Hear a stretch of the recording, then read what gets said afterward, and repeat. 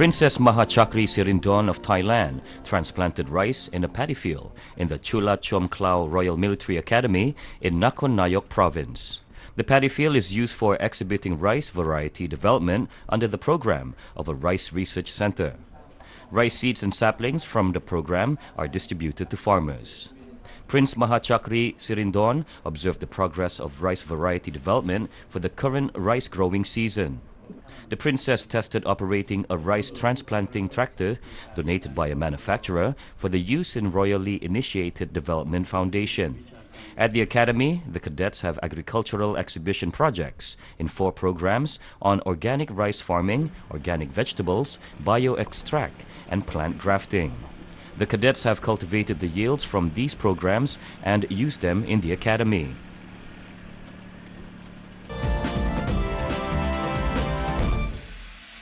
A Kenyan male runner is the winner of the 23rd Pattaya Marathon held on July 27th. Authorities of Pattaya, Chonburi Province, the Tourism Authority of Thailand, and the Athletic Association of Thailand organized the annual marathon event on a seaside road in Pattaya Klang area to promote sports and tourism in Pattaya. Nearly 10,000 runners of about 40 countries, including Thailand, Kenya, China, Hong Kong, and Japan, joined the marathon.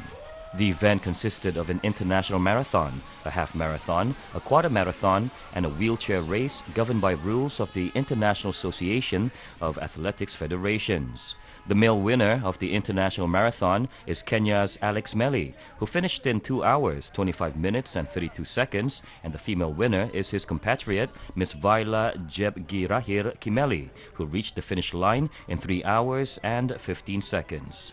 The winner of the wheelchair marathon is Prawat Vahurum, a national wheelchair racer of Thailand, who finished in 1 hour, 35 minutes and 10 seconds. The winners in marathon, half marathon, and quarter marathon races received trophies from His Majesty the King, and cash prizes, and winners and 4 runners-up in all races categories, except the micro marathon, and the fun run categories obtained trophies and cash prizes.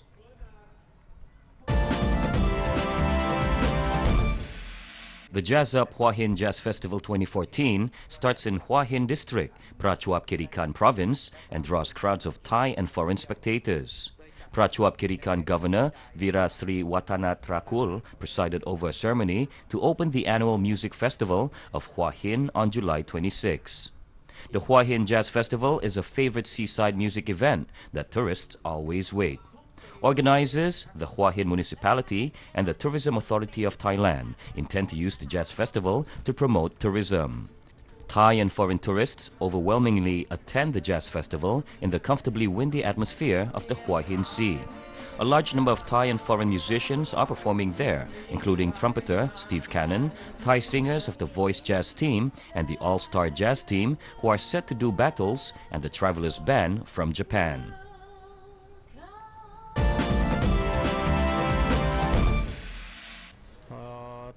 Rice growers in Uthai Thani Province make use of their spare time by producing good, cheap, and thus popular cowhide slippers. Sutin Yumuang of Ban Tasung village in Tasung sub-district of Muang Uthai Thani district and 40 neighbors are the successful producers who are raising good extra incomes in addition to their rice cultivation. Mr. Sutin said he knew well how to make good shoes because he had worked at large shoe factories in Bangkok for years. Later, he resigned to grow rice with family members, and he just wants to spend his spare time after growing rice in a useful way. He transferred his knowledge about all stages in leather shoe production to his neighbors, and his eventually skilled group is now able to make durable, beautiful, and cheap slippers from cowhide. The group buys soles from Bangkok to complete their products. They started by selling their slippers at fairs, and when they became well known, customers come to them to place orders. Now the group serves both retail and wholesale customers. Their quality leather slippers are priced from only 100 baht a pair and have become an outstanding product of Uthai Thani. Waste can be turned into useful daily items, and the residents of Lien Chiu district in the central city of Da Nang have been doing just that for some time now. Miss Song and her neighbors are pioneering this emerging trend of recycling waste. Old flowers and old vegetables are still of use to Miss Hong. The yellow parts will be turned into compost and used as fertilizer for her vegetables. The green parts will be processed to make a cleansing and deodorizing product known as M. For this product, she needs to compost 3 kilograms of organic waste with 9 liters of water and 0.3 kilograms of sugar for 30 days. M has another benefit. It can accelerate the compost period of organic waste. Easily made, safe, and making use of waste, this product is loved by Hong's friends. Organic waste from fruit, discarded food, and fallen leaves have now become useful to the women in Lianqiu district. Cleaning products and fertilizer may not be of great value, but they help protect the environment. As environmental pollution gets more serious and residential waste piles up, what Hong and her neighbors are doing is of great significance. This helps residents learn to categorize trash and be aware of the amount of waste they produce.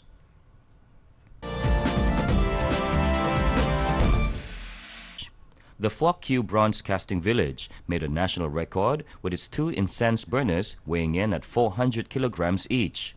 However, only 1 year after this incredible feat, the village has created a set of incense burners that go far beyond the normal size and style. After 6 months of hard work, over 60 artisans in Phuoc Kieu Village have brought to life a set of incense burners that weigh a colossal 1.5 tons each.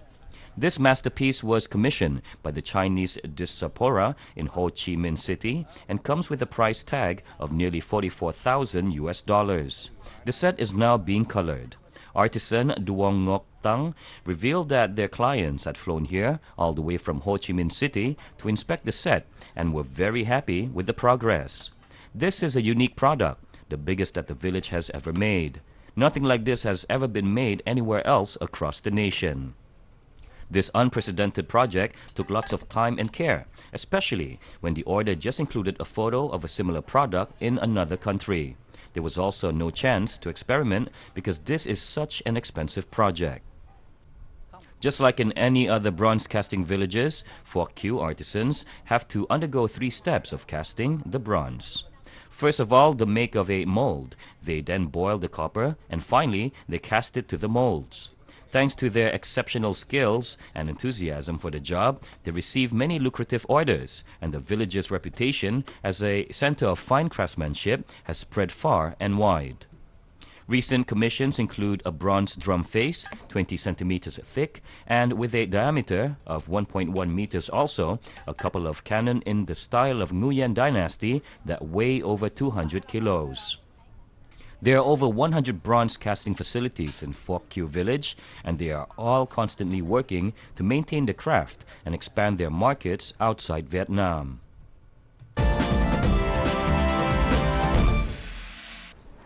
A new dialect phone application to help nurses communicate with their patients will be launched next week. The app will be made available to some 2,000 nurses in Changi General Hospital on Nurses' Day. Shiri Yi has often faced problems communicating with her elderly patients, but the 22-year-old nurse's work has been made easier with the new smartphone application. For example, she can now tell her patient to sit up for meals. I want to have some procedure done, like for example giving them medication or injection. If they don't understand me, they might resist me and they won't follow my instructions correctly, hence obstructing the procedure to go well smoothly. So with this application, actually it helps them to understand better. The app features 100 of the most common phrases in Cantonese used in wards. There are also visual aids for certain phrases for patients who are hard of hearing. The application ICOM was developed by nurses due to a communication gap between younger nurses and their elderly patients. 50% of nurses in CGH are under 35 years old, and many of them are not conversant in dialects. They often resort to seeking help from colleagues, which can be time-consuming. ICOM was piloted in 2 geriatric wards at CGH. We have our trial. About 7 in 10 patients expressed that they understood the phrases used in ICOM. And when we asked the nurses who used the thing, about 97% of them were very keen to continue to use the phone app. But they also requested for more languages and more content as well. Many of us just see jellyfish as washed-up blobs on the beach, but an exhibition in Manila is putting jellyfish in a whole new light. Most people try to avoid jellyfish in fear of the sting that can leave an excruciating pain and a lasting scar, and on occasions can be fatal. But an oceanarium in the Philippines is putting the semi-transparent sea creatures up close for the general public. Dubbed as the jelly-dancing sea fairies, thousands of these marine invertebrates are displayed in a dark room with only the glow from the aquariums of changing lights combined with classical music playing at the background. Ocean Park's marine biologist, aquarium supervisor Charlie Ilaya prepares a container of Artemia zooplankton to feed an upside-down jellyfish. He says it is one of the 7 species of jellyfish that are on display. According to the UK Marine Biological Association, jellyfish consists of a gelatinous umbrella above a circle of tentacles that surround a central mouth. The mouth opens into a simple stomach and is also used to get rid of any waste. The umbrella is surrounded by sensory organs which detect light, gravity, and chemicals in the water. Jellyfish have stinging cells called nematocysts. The sting is coiled and fired like a harpoon when triggered. All species have nematocysts in their tentacles. Some also have them on their umbrella. He said one remedy for the sting is to apply acidic liquids like vinegar, which dissolves the nematocysts or the stinging cells of the jellyfish. Visitors are fascinated by the graceful movements of the marine animals.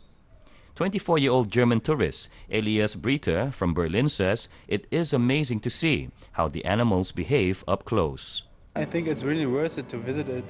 I think it's nice to see something about the ocean's life, especially here in the jellyfish room. It's fun to watch it. It's amazing how you see how these animals are behaving and how they look like from so close. In real life, yeah, only, but it wasn't like that. You can't compare it with each other because it was just a dead jellyfish at the beach when I saw it the first time. But it was kind of like disgusting and not amazing like here. Filipina tourist Michelle Barr, who is now based in London, recounts her unfortunate encounter with a jellyfish while having a dip in the sea in the mid-1990s. I felt it's really stingy and it really hurts. Like literally I have to run straight to the shores and everyone's panicking because it's so painful. I couldn't contain myself. Someone has to get vinegar to put on my legs, but even after they wash it, still really hurts. So I will never forget that.